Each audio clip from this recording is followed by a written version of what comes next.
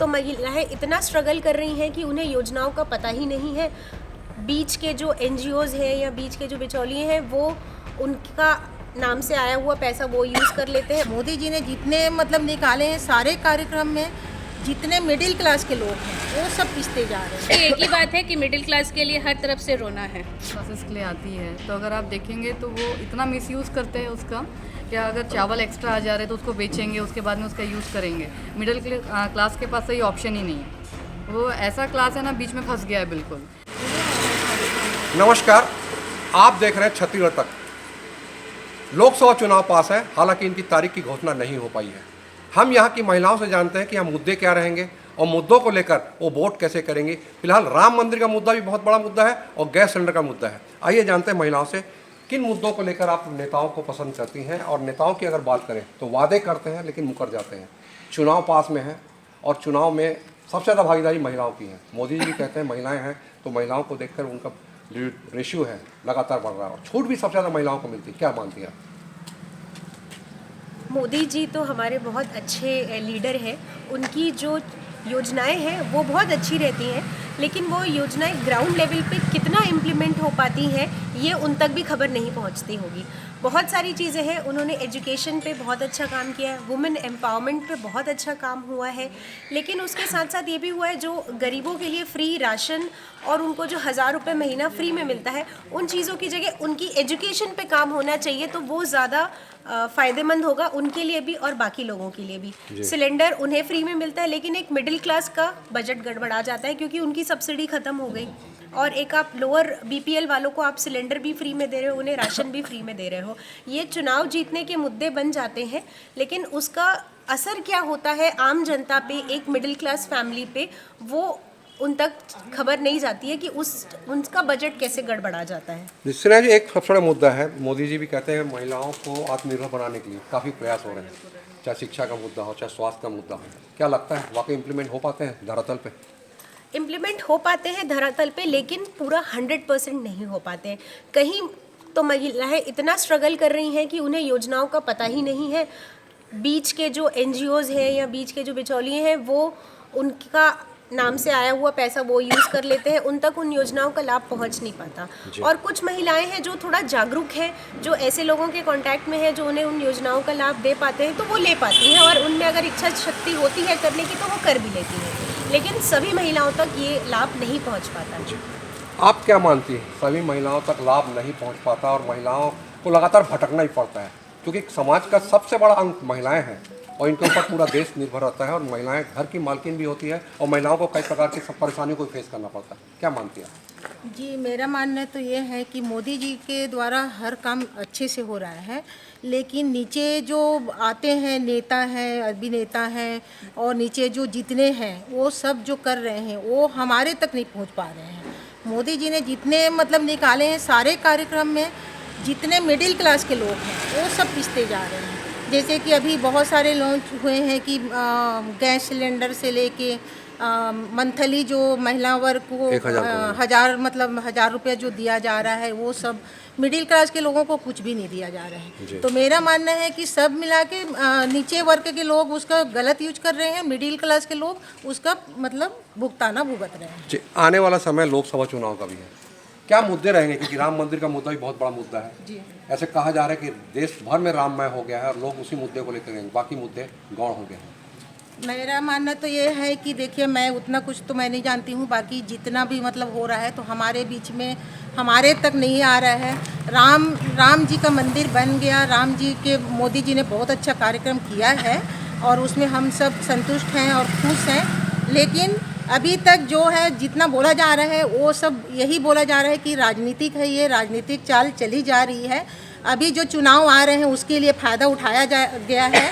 ये सुनने में आ रहा है कि मंदिर अभी तक कंप्लीट हुआ नहीं है, मंदिर का निर्माण पूरी तरह हुआ नहीं है। हम जो सुन रहे हैं हम वही बता रहे हैं। तो जो अभी चुनाव आने वाला है उसके लिए फ़ायदा उठाया गया है, ये सुनने में आ रहा है। ऐसी जानकारी मिल रही है? हाँ, मिल रही है जी। तो हम खुश हैं कि मोदी जी ने उनको मतलब आगे बढ़ाया है, उसका पूजा पाठ करके चालू कर दिया है, लेकिन ये भी सुनने में आ रहा है कि वो अभी तक कंप्लीट नहीं हुआ है। तो इस विषय में थोड़ा सा हम भी मतलब सोच रहे हैं। सोच रहे हैं। जी, ये बता रहे राम मंदिर का मुद्दा को लेकर सोच रहे हैं, क्योंकि मंदिर पूरा नहीं हुआ है, निर्माण कार्य पूरा हो गया, 5 चल रही है। आपको क्या लगता है, राम मंदिर का मुद्दा राजनीतिक तौर पे उठाना ठीक है? मोदी जी कहते हैं कि देश में राम राज आ गया है। के लिए तो जी राम राज्य होना चाहिए। जी बहुत अच्छी चीज़ है, मोदी जी ने बहुत अच्छा किया है अभी, और देख के भी खुशी होती है कि इन्होंने बहुत अच्छे मतलब ऊंचे लेवल पे ये काम करवाया है।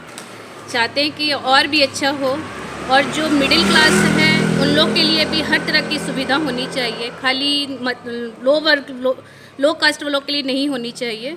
और देखिए मिडिल क्लास वाले हर चीज़ में पीसते हैं, लो कास्ट वालों को हर चीज़ की फैसिलिटी मिल जाती है, सरकार दे देती है। अपर क्लास वाले जो हैं उनको किसी चीज़ की सुविधा, हर चीज़ की सुविधा उनके पास सबसे में ज़्यादा इनकम टैक्स भी तो मिडिल क्लास वाले भरते हैं। भरना पड़ता है।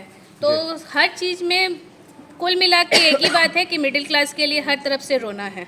जी, उनके लिए भी कुछ योजना है? उनके लिए भी कुछ प्रॉफिट होनी चाहिए, हम यही चाहते हैं।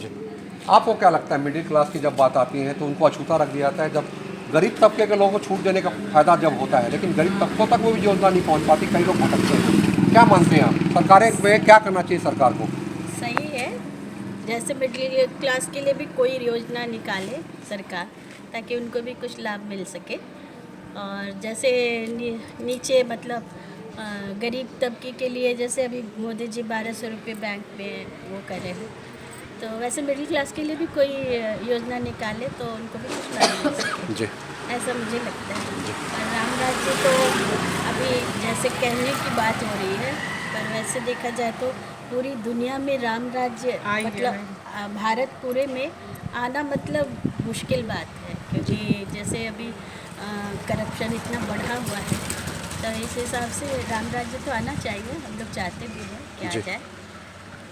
पूरी दुनिया में करप्शन बढ़ा हुआ है और करप्शन को लेकर महिलाएं काफ़ी गंभीरता से सोचती हैं। काम हो पाता है आप लोगों का, जब शासकीय विभाग में जब जाती हैं तो कितनी परेशान रहती हैं आप लोग, और क्या मानती हैं आप आने वाले चुनाव में कैसा नेता हो आप लोगों का? हमारा नेता ऐसा होना चाहिए जो सबकी सुने और सबके लिए करे, ये नहीं कि मिडिल क्लास खाली उनके लिए सुने और हमारे लिए भी सुने। यही हम चाहते हैं कि हमारा नेता हम सबका कार्य करे। जी, सबका काम होना चाहिए। हाँ, सबका कार्य। लोकसभा चुनाव पास आ रहा है, क्या सोचती हैं आप, किस प्रकार के होना चाहिए नेता जो आपको काम करें? क्लासेस के लिए आती है, तो अगर आप देखेंगे तो वो इतना मिसयूज़ करते हैं उसका, क्या अगर चावल एक्स्ट्रा आ जा रहे हैं तो उसको बेचेंगे, उसके बाद में उसका यूज़ करेंगे। मिडिल क्लास के पास तो ये ऑप्शन ही नहीं है। वो ऐसा क्लास है ना, बीच में फंस गया है बिल्कुल ना। जैसे गरीब है बोल रहे हैं, गरीब के नाम से बात कर रहे हैं, वो देखा जाए तो अभी वो उतने लोअर क्लासेस भी नहीं रहे हैं, काम तो हर कोई कर रहा है। और फिर जब बजट्स की बात आती है तो मिडिल क्लास के पास सिलेंडर की सब्सिडी का भी गड़बड़ है, वहाँ पे वो भी पॉसिबल नहीं है। बच्चों की फ़ीस देनी है, घर का मेंटेनेंस करना है, आपको डेट जो आ रही है उस डेट से लेके उस 30 तारीख तक आपको पूरा चलाना है। तो ये जो थोड़ी गवर्नमेंट है ना, अगर ये 1 से 30 के बीच का जो इनका पूरा सर्कल होता है, एक हाउस वाइफ का सर्कल होता है, अगर इस पे अगर फोकस करें, जो पूरा प्रॉपरली अगर सब्जी हो गया, राशन हो गया, ये सब चीज़ें में कुछ छोटी छोटी अगर सब्सिडी इनको भी दे तो इनके तरफ से भी प्रॉपर अच्छे से वोट्स आना भी शुरू हो जाएंगे। आप ये मानती हैं कि गरीबों को सबसे ज़्यादा वोट बैंक समझ के जो छूट दी जाती है उसका फ़ायदा राजनीतिक दल उठाते हैं? राजनीतिक दल तो उठाते ही है, इसमें तो कोई डाउट नहीं है। क्या होता है, उनको सोचा जाता है कि यहाँ पे हमें वोट बैंक्स हैं, जो सबसे लोअर जो रहते हैं उनको वोट बैंक्स करके ही माना जाता है। उस वोट बैंक के लिए इस टाइप की जो फैसिलिटीज़ दी जाती है, उनको योजनाएं दी जाती है। देखिए अभी तो बहुत सारी योजनाएं तो उन लोगों को पता भी नहीं होती है जी। और जिनको पता होती है उसमें क्या करते हैं ना, वो लोग क्या उसका फ़ायदा उठाते हैं, बिचौलिए रहते हैं, उसका फ़ायदा उठा लेते हैं। कुछ क्लासेस को तो क्लास तक तो जाती भी नहीं है चीज़ें, देखा जाए तो आधे से ज़्यादा लोगों को तो पता भी नहीं रहता है, और जिसको पता नहीं है वो बीचोली जो रहता है वो उठाएगा फ़ायदा और वो सब अपने देखे रहेगा। बाकी वोट बैंक्स में तो ये दिया जाता है क्या, जो आपको ये चीज़ प्रोवाइड की गई है, 10 रुपये की चीज़ 2 रुपये दे देंगे, तो जिसके पास कुछ है ही नहीं तो वो 2 रुपये भी खुश है जी, तो उसके लिए वोट है। आप क्या मानती हैं? आप लगातार अभी बता रही थी काफ़ी परेशानी से जूझ रही हैं और आप लोगों की योजनाओं का लाभ नहीं मिल पाता, कैसी परेशानी से जूझ रही हैं आप? और सरकार जो वादे करती है महिलाओं से, इनके लिए योजना है जिसके चलते महिलाएं आत्मनिर्भर बन जाती हैं, कितनी परेशानी हो रही है आपको? सर मैं तो पूरा मेरा ज़िंदगी परेशानियों से घिरा ही हुआ है, और मैं सरकार से यही बोलना चाहूँगी, योजना का लाभ देने के लिए बहुत सारी योजनाएं वो निकाले हुए हैं, और योजना हम लोग को जानकारी ना होने के कारण ना उस योजना का लाभ भी नहीं ले पाते हैं।